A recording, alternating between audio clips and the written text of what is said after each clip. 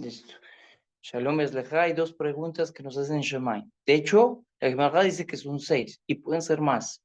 La primera es, ¿manejaste tus negocios con fidelidad, con emuná? ¿Sí? ¿Comerciaste con emuná? Y hay dos formas de interpretar comerciar con emuná. La primera forma de comerciar con emuná es que hablaste de emuná con las personas. ¿Les enseñaste la emuná en el creador? ¿No enseñaste emuná en el creador? Nosotros venimos a este mundo también a compartir la emuná. No hacemos proselitismo, pero sí hablamos de que existe un solo Dios en el mundo, que hay Ashgaha Pratit, hay Ashgaha Klalit, ¿sí? Y debemos, más allá que hablar, bienvenido Shmir, más allá que hablar, Bezrat Hashem, o querer que la gente sea judía, no hacemos eso, el judaísmo no es proselitista, pero sí intentamos encaminar y conectar a cada persona con la fuente de su vida. ¿Cuál es la fuente de la vida? Dice, en tu luz vemos luz. Es Hashem Yitbaraj, es la fuente de la vida. ¿Listo? Hay una expresión en el Zohar Kadosh muy bonito. ¿Qué es Hashem? El alma de las almas. Muy bonito. Eso es muy, muy, muy profundo, pero nuestra conexión es... Entonces, primera pregunta que nos hacen en el Beit Din Lemala. ¿Comerciaste con Emuná? La primera pregunta. Y puede ser, hablaste de Muná, o más bien también se puede, en tus negocios fuiste recto, ¿sí? Emanam, confiable, fuiste confiable en los negocios, tuviste pesas y medidas justas, no tuviste pesas y medidas justas, esa es una palabra bonita, comerciaste con Emuná, con fidelidad, no engañaste a nadie. Y la segunda pregunta, ¿cuál es, Shmil? Segunda pregunta es, ¿Kabata y Tim la Torah? ¿Qué es eso? ¿Estableciste tiempos fijos de Torah? Y nuestros jajaminos dicen, mira que no dice cuánta Torah aprendiste. A Hashem no le interesa tanto, wow, las montañas de conocimiento que aprendiste, sino que lo que aprendiste, lo aprendiste bien, ¿cierto? Lo que está preguntando es si estableciste acá tiempos fijos para estudiar Torah. Tenías una cita con el Creador y esa cita era lo más valioso del mundo, así solo fueran 5 minutos de Torah, 10 minutos, 20 minutos, una hora. Eso es Kabat y Tim la Torah. Y Baruch Hashem, que podemos hacer las dos. Podemos en este espacio transmitir Baruch Hashem un poquito de muná, de confianza a través de las leyes de Sedaká y de Gesed, y también podemos establecer tiempos fijos de Torah. Llueve, truene, relampaguee, Baruch Hashem. Hay que añadir una más. Así tiemble también, Ishmil. Aquí nos dio el terremoto. Si estamos plena tefilá y demás, estamos en la tefilá. O sea, allá entonces truene, tiemble, relampaguee, nos mojemos. Estos muchachos están totalmente emparramados, pero vinieron a estudiar. Dice la Gemara que la persona tiene recompensa cuando va al shul a estudiar. Y la Mishnah nos dice de 4 tipos de personas que aprenden. Está el que va al shul y no aprende nada. O sea, no estudia, pero llegó. Dice, solo por el hecho de llegar tiene mérito. Está la persona que no fue, pero se quedó estudiando en casa. ¿Sí? La recompensa está en su mano. O sea, depende, dice Jajamín, de su estudio, del nivel de su estudio que haya tenido en casa. Puede ser que sí caiga en errores, porque nos dice la Gemara Jabruta o Mituta, o un compañero de estudio o la muerte.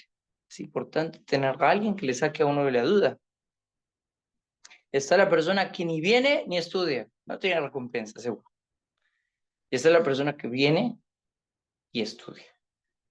Pero lo interesante que dicen Jajamim es que la persona que viene a Shul, incluso por cada paso y paso y paso, tiene cada vez recompensa. Solo por cada paso y paso y paso. Entonces, en teoría, entre que el Shul está más lejos, hay más recompensa. Bonito. Le preguntaron a mi Jajam Ishmael, a Jajam Israel Pérez, allá en Tov. Estábamos estudiando con tu tate, ¿sí? Y le dijeron, Jajam, es que mire, siempre llega acá una persona y llega de su día, de su trabajo, estamos cansados de tenerla acá. ¿Qué pasa? Dijo el Jajam. Sí, estamos cansados porque siempre que usted va a empezar el shur, en la tarde se queda dormido. Sí, ese señor como que conduce carro todo el día, conduce taxi todo el día, se queda dormido.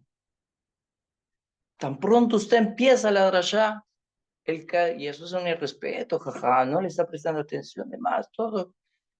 Entonces llega el jajam y les contesta, ¿ustedes desde qué horas están estudiando acá? No, jajam, estamos desde Shaharit, este es el cole, vamos 8 horas, algunos 4 horas, y todavía les queda fuerza para estudiar Torah en la noche, preguntó jajam. Sí, nos queda fuerza para estudiar Torah. ¿Y este señor a qué se dedica, perdón? Este señor maneja un taxi, todo el día tiene que trabajar el taxi, sí. Y él llega aquí para Minjá, para Arbit, y empieza el shur y se queda dormido. Y entonces dice jajam, él tiene más mérito que todos ustedes. ¿Cómo? ¿Cómo que él tiene más? Nosotros estudiamos todo el... Sí, pero es que a ustedes todavía les queda un poquito de fuerza.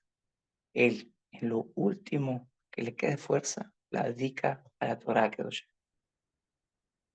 Tiene más mérito. ¿Sí? La persona que se dedica a la Torah Kedoshá debe estar dispuesto, como nos dice en Parashah Hukat, ¿sí? A morir en la tienda. Esta es la ley, Sot Hukat, esta es la ley de aquel hombre que muere en la tienda. Así empieza esa Parashah.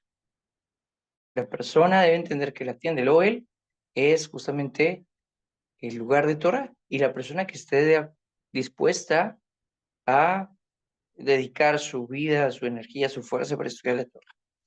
Muy bien, seguimos, es una corta reflexión, Baruch Hashem, pero qué bonito. Estamos estudiando todavía el capítulo 12. Ya acabamos de ver a todo dar en este precioso libro de Jajam Anidiar que hay beneficios materiales por hacer gesed. Toda la bondad que uno hace regresa. Estamos viendo un video, ¿cierto, Ishmael? Solo un acto de bondad que es una persona que regresó todo. Muy bonito. Sí, entonces hay beneficios materiales, hay beneficios espirituales, hay beneficios trascendentales, dice Jajam, pero también nos dice que la bondad hay que hacerla con mente, corazón, con el alma, con entrega, con una sonrisa. Baruch Hashem.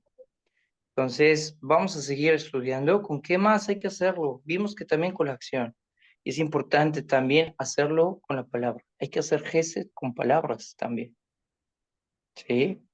Cuando logramos desarrollar nuestra mente, nuestro corazón, la sonrisa, la acción, hay que agregar la cereza del pastel, la palabra. ¿Sí? No es lo mismo darle a la persona una sonrisa, todo, demás, si le deja. Ya nos dijeron que aquel que sonríe a una persona mientras da tzedaká cumple 11 misbot, solo por la sonrisa.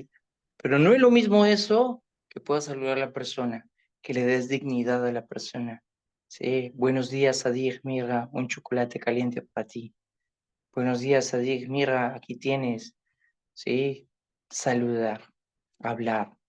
Las palabras que dices, sí, tienen un efecto que se multiplica toda la sedacá que tú das, toda la bondad que tú das. El ánimo del necesitado no es el mejor. Una persona necesita algo. Ayer aprendíamos algo, ¿no? ¿Cuál es la diferencia entre Oni y Evión? No. Oni es el que nació pobre y Evión era el que era rico y quedó pobre. Es la diferencia. El uno ha vivido pobre toda su vida. ¿Sí? Le preguntaban, Jajam Shalom Arush, ¿qué es peor o qué es mejor? La prueba de la riqueza o la prueba de la pobreza. Ya aprendí. ¿Mm? ¿Cuál es mejor, la prueba de la riqueza o la prueba de la pobreza? ¿Ah? ¿Es mejor o peor? Bueno, toca definir qué es peor y qué es mejor, pero sin duda alguna la pobreza acerca más a la persona Hashem y la riqueza tiende a alejar a la persona de Hashem. Pues depende de lo que uno busque.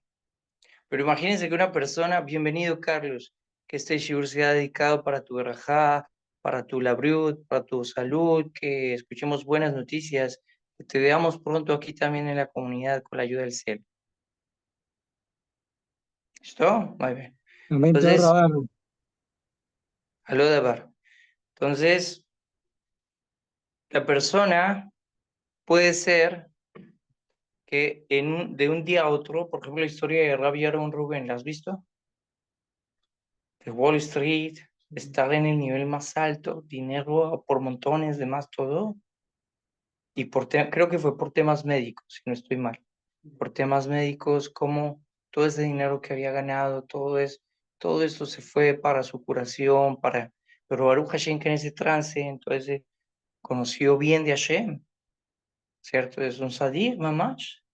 Baruch Hashem intenta buscar que las personas se conecten a la fuente de la vida, porque en su luz vemos luz, decía el Alter Rebbe, ¿no? Entonces, el ánimo de una persona que necesita pedir algo no es el mejor. La fuerza que tiene para decir, por favor, ayúdame, no es a veces la mejor.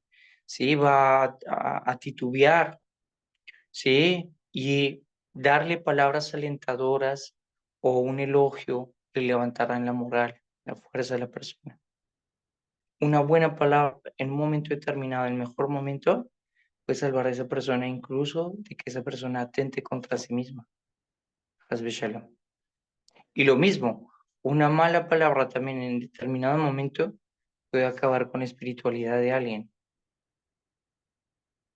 ¿Sí? Entonces la palabra es algo muy importante. Como un niño que se le dificulta la lectura y al darle palabras de ánimo, sentimos de repente como su mente se abre y saca de sí una capacidad oculta y enterrada en el fondo de sus neuronas.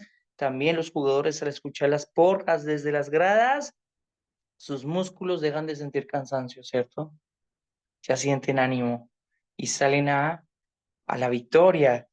No te olvides, mientras con tu moneda haces de acá, también con las palabras uno puede hacer gestos. Las intenciones y las acciones siempre van acompañadas de palabras. Dice el Alter Rebbe en Likutei Amarim Tanya, muy importante, que la persona que estudia Torah tiene que hacerlo con una acción. No solo la persona debe estar estudiando así. Sí, leyó, demás. Tiene que mover los labios, dice el Alter Rebbe. Es importante que mueva los labios, porque está acompañando su estudio con la acción. Está trayendo todo al mundo de la acción. Hay tres vestimentas del alma. En el Hasidut se enseña eso. ¿Cuáles son esas vestimentas del alma? El pensamiento, la palabra y la acción. Sí, debe haber esa coordinación entre las tres. De ahí la importancia de los tefilín. Los tefilín, si ustedes no se dan cuenta, conectan justamente lo que tú piensas, lo que sientes, lo llevas a la acción, a la práctica. Lo más difícil a veces para una persona en su camino espiritual es coordinar que lo que siente, ¿sí? Que lo que siente lo pueda decir o que lo que piensa lo logre hacer. Y los tefilín nos dan esa capacidad de conectar las vestimentas del alma y poder colocar, Baruch Hashem, si ustedes se dan cuenta, los tefilín empiezan acá, ¿no? Pero las correas pasan al corazón. Conectan nuestra neshama, lo conectan también con el corazón, para que haya para que con todo nuestro ser podamos servir a Hashem y podamos cumplir lo que haya una concordancia entre lo que pensamos, decimos, sentimos, hacemos. Pero si no hay esa concordancia, entonces hay una disonancia cognitiva. La persona quiere hacer algo, termina diciendo otra cosa, termina haciendo otra cosa. ¿Mm? Haciendo esto, cuando hablamos, cuando ponemos una acción que es la palabra en forma literal, la misma de Gemilut Hasidim, como lo dice Rabí Yosef Haim en Ben Yoayada, el motivo que Gemilut Hasidim está escrito en plural, o sea, no decimos Gomel Gesed, ¿sí? Decimos Gemilut Hasidim, hacer favores. Está en plural y no hacer favores para hacerlo correctamente. Debes hacer la acción y a la vez tienes que hacer un montón de acciones más para cumplir justamente el gesed, la bondad. Pensar bien, amarlo en el corazón, con una sonrisa, con una buena palabra, con una buena acción. Esto nos enseña que en ese momento la generosidad hace muchas cosas a la vez y es por lo que la mitzvah de Gemilut Hasidim está en plural. Está escrito en la Gemara que cuando la persona dice esta moneda la doy a la sedaká con la condición de que se cure mi hijo o con la condición de que yo tenga el mundo venidero, está siendo interesado, ¿no? Ya dice, Masay Rosh Hashanah en la página 4, dice, tiene su petición y es considerado como un sadí íntegro, le está colocando una intención a esa sedaká. ¿Sí? De Jajam Meir Suetz aprendíamos allá en México que antes de que tú des la sedacá, incluso si lo vas a hacer directamente desde un dispositivo, esto lo voy a enviar en esto sedacá, que incluso la persona pronuncie el Shem Yehud, que haga el Shem Yehud, estoy con toda la intención de cumplir el mandamiento positivo de Beahavta Lereaha Kamoja y quiero hacer esta misma con todo el corazón y que verbalice esa intención que tiene para hacer eso. Recordemos, si nos dicen Jajamim, Sijal Milev Balev, una palabra que sale del corazón, llega al corazón. Si la sedaká se hace con el corazón, se hace con la palabra, con toda la fuerza, también la sedaká llega y cumple su propósito. Dice Jajam Amram, escuché de Rabbi Ezra Raful de Jerusalén una explicación maravillosa sobre esta Mishnah. ¿Cómo es eso que es un sadik íntegro? La persona que dice, si yo doy sedacá, que esa sedacá sea para curar a mi hijo, o esta sedacá que sea para Olam Haba. ¿Cómo es eso? Eso es colocar algo ahí de más. Dice, sabemos que un yehudí verdadero debe dar su sedacá en forma oculta, ya que así el pobre no sentirá la ayuda que está recibiendo y de esa manera es más elevada la misma de sedacá. Si la persona quiere llamarse Sadik Amor, debe decir al pobre, yo te doy sedacá porque necesito que mi hijo también se cure, porque necesito el mundo venidero, porque necesito que mis hijos vayan a la yeshiva, porque yo necesito, cuando nosotros ponemos eso, Baruch Hashem, se le hace sentir al pobre que también es un favor para él, ¿sí?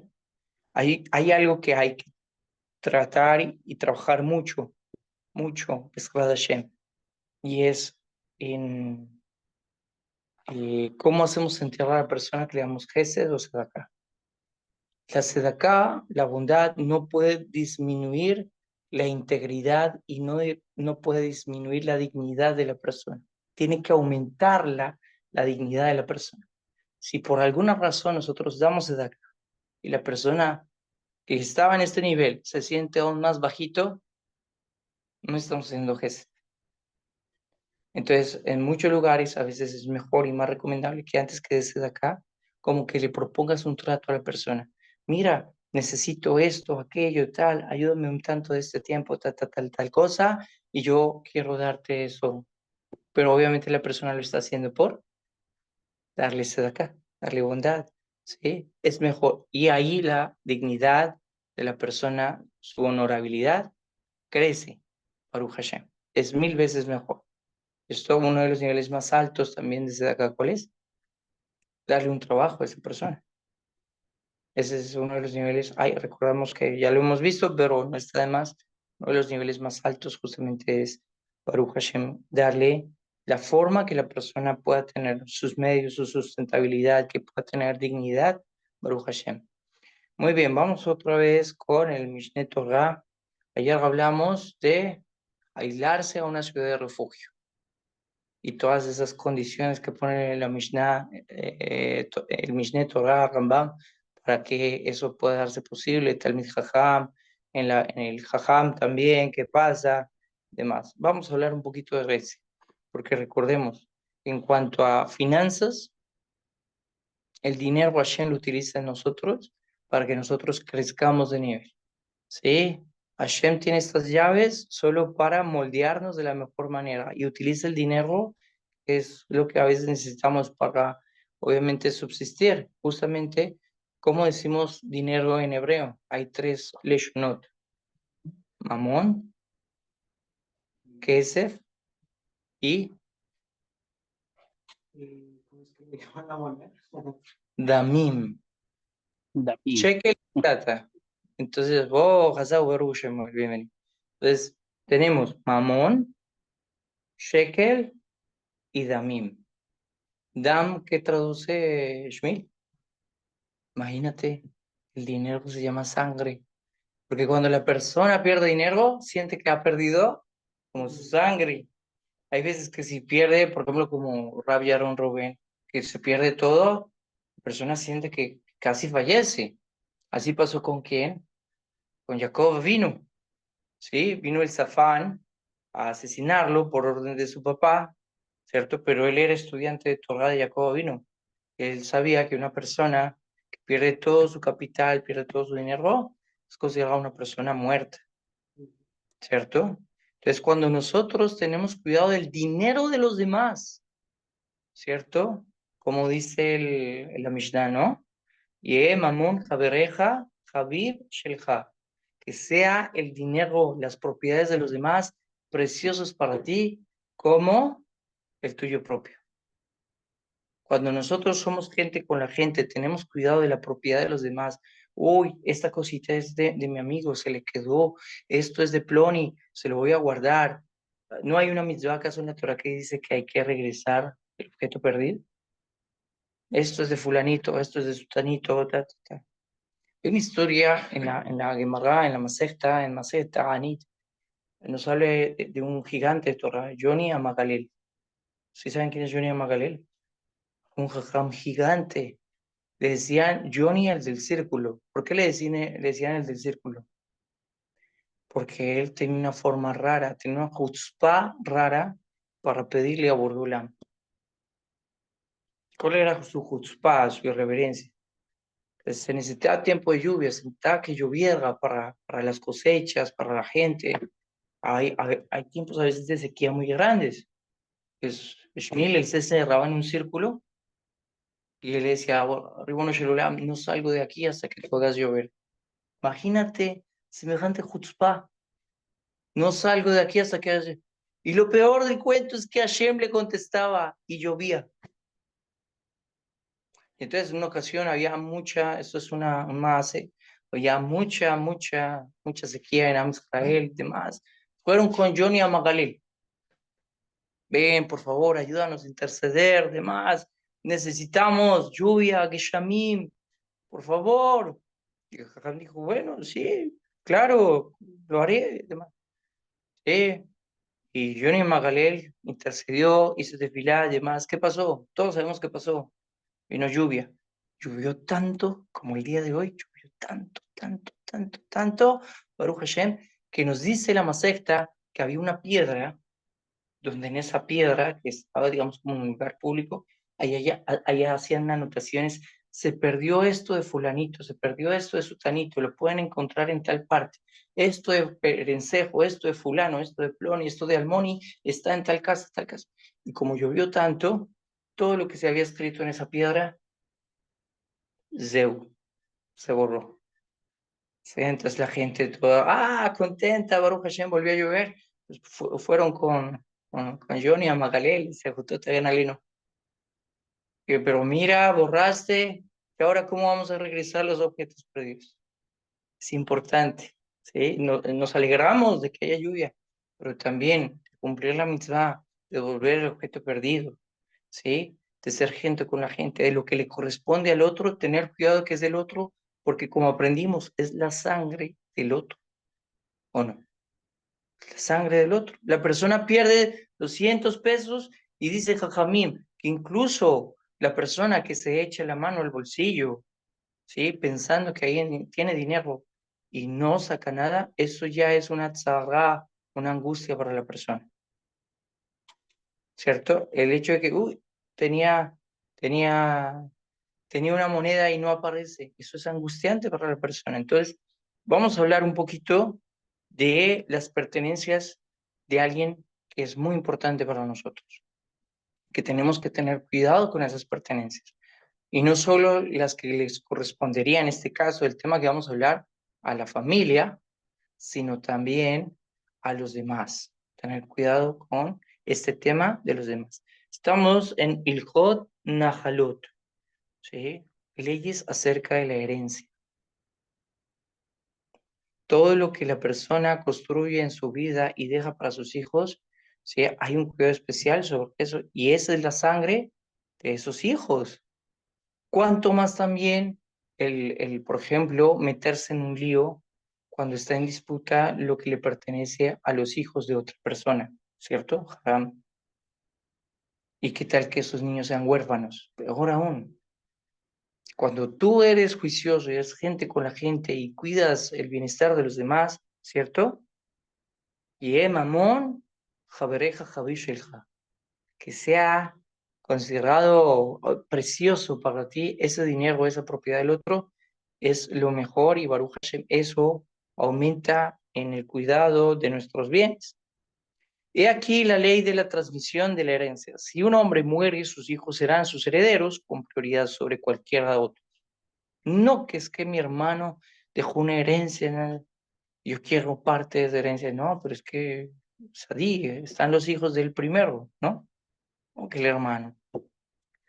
Y los hombres tienen prioridad sobre las mujeres. Eso ahí no hay nada que hacer. Así lo dice la Torah.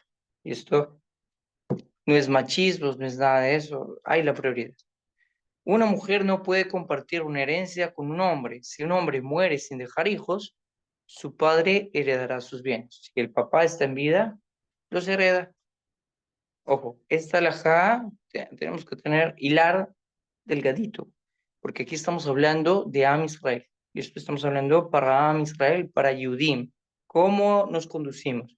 Aquí no estamos hablando de las leyes del mundo, ni la ley en Inglaterra, ni en Colombia. Y cuidado también, tampoco con versos. ¿Esto? ¿Cómo así? ¿Sí? Por ejemplo, esta ley no aplica para un converso. Si un converso tiene un capital, y así nos dice Masejet Kirushino que tuvo, si quedó con un capital y este converso fallece, esa herencia no regresa a los padres. Todos entendemos eso, ¿cierto? Porque los padres del converso a veces sí son judíos, a veces no. Entonces dice aquí, la madre no hereda a sus hijos. Es una regla basada en la tradición, en la mesora. Quien quiera que tenga prioridad en el orden de herederos, sus descendientes también la tienen. Conforme a ellos, si el fallecido sea hombre o mujer, deja un hijo, éste hereda todo. Si no hay hijo viviente, debe hurgarse en su descendencia, sean hombres o mujeres, hasta el final de la línea genealógica. Hasta la bisnieta del hijo podrá heredar todo. Bisnieta, ¿sí? Nieto, tata. 3 generaciones o 4. Si el hijo no deja descendientes, la hija hereda todo. Si no hay hija viviente, o sea, no tiene hijos, ni hijo, ni hija. ¿Listo? Buscamos en su descendencia hombres o mujeres para determinar quién debe heredar todo. Por ejemplo, pues en teoría, bajo esta ley, vuelve la herencia o se le da al papá. Pero si el papá falleció y mamá falleció, bueno, buscamos un tío. Y si tíos no hay, demás todo, pues toca empezar a mirar a quién le correspondería. Si su padre no vive, buscamos a su descendencia, o sea, hermanos del fallecido. Si tiene un hermano descendiente de él, este hereda todo. Si no lo tenía, recurrimos a la hermana. Si el fallecido tenía una hermana viviente o sus hijos, ellos heredarán todo. De este modo, la herencia va ascendiendo hasta el comienzo de las generaciones. En teoría, deberíamos llegar a Jacob Avino, ¿cierto? Pero la herencia no puede salir de Am Israel. ¿De acuerdo? Consecuentemente, no hay hombre en Israel sin heredero. El primogénito recibe participación doble, como lo enseña la Torah. Shenimar, latet lo pi shanim. Le darás a él shanim, doble. ¿Dónde está eso? Devarim Kaf Alev, 21. Dice, Bejor Shenolad Ahar Mitaat Aviv, un primogénito que nació después de que murió ¿quién? Su papá. Eino Notel Pi Shanim, ya no recibe doble herencia. Nació después de que murió el papá.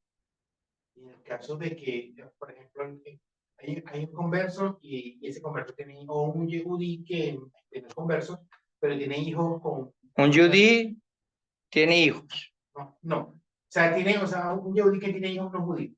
Ok. ¿Converso o no converso? No, tiene que ser yudí, el niño. sea, para eso- para que pueda heredar, conforme a nuestras leyes. Seguro, seguro. Entiendo para dónde van. Besrat Hashem, un papá pues siempre va a mirar con esos ojos de amor, de protección a su hijo y le dejará algo, ¿sí?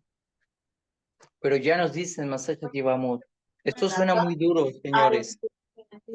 Esto suena muy duro, señores, pero el Masajet Yevamot nos dice, ya les digo quién lo dice, la hija o el hijo, vamos a decir el hijo entre un judío y una goya, ese hijo es de la goya. Uy, ¿quién dijo eso tan feo? Eso suena, wow. Masajet Yevamot, Rabbi Shimon Bar Yochai lo dijo.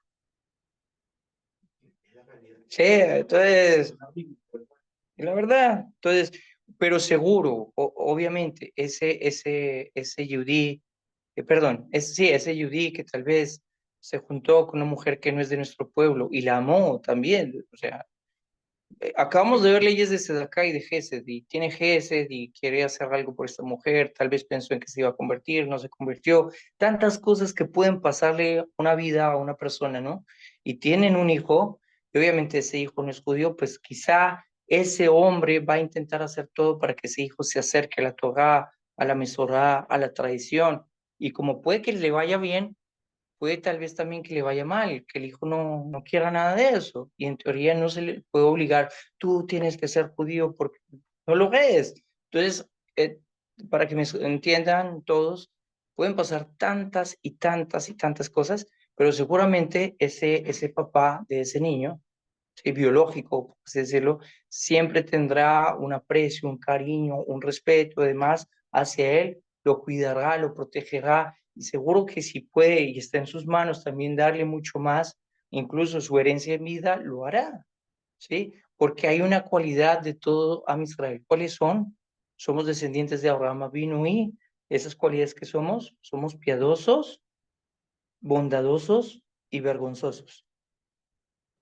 Todo descendiente de Abraham vino es bondadoso. O sea, a todos se nos parte el corazón no ayudar, no apoyar, ¿cierto? Y tenemos que ser así, Besrat Hashem. Solo que conforme a la halajá, las cosas son así. Digamos, de él tener dos hijos, uno yudí y el otro que no es yudí, ¿quién tiene primacía? El yudí.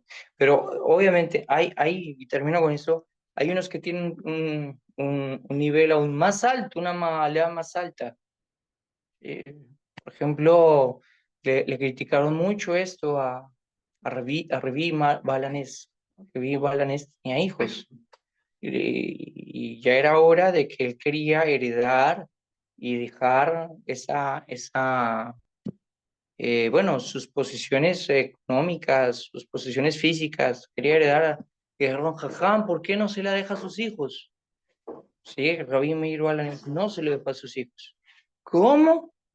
Estamos viendo un jajam tan grande en Israel y no se lo dejó a sus hijos, no. Él se lo dejó a los estudiantes de Torah. ¿Mm? Entonces, Besrat Hashem, hay niveles de niveles, no se está pidiendo que nosotros actuemos también así, seguro. Quiero actuar así, Besrat Hashem, pero sí entender el principio, al menos que podamos entender el principio. Hay que cuidar el tema del dinero del otro, de la propiedad del otro, y más si la propiedad de los niños de otros, si esa propiedad es de huérfanos, ¿cierto? Que no nos veamos inmiscuidos, por ejemplo, en tratos o en proyectos o en contratos donde salgan perjudicados los bienes de huérfanos o los bienes de las viudas. Hazbe Shalom. No que esta casa y se remató una casa, por ejemplo, Ishmael, ¿sí? Y uy, me salió muy barata, muy esto, muy otro.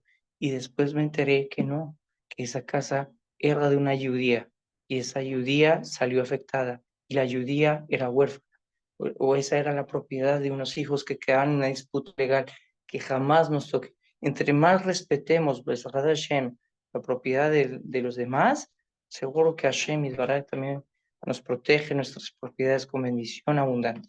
¿Vale? Bueno, mis amigos, ¿aquí hay alguna pregunta o comentario?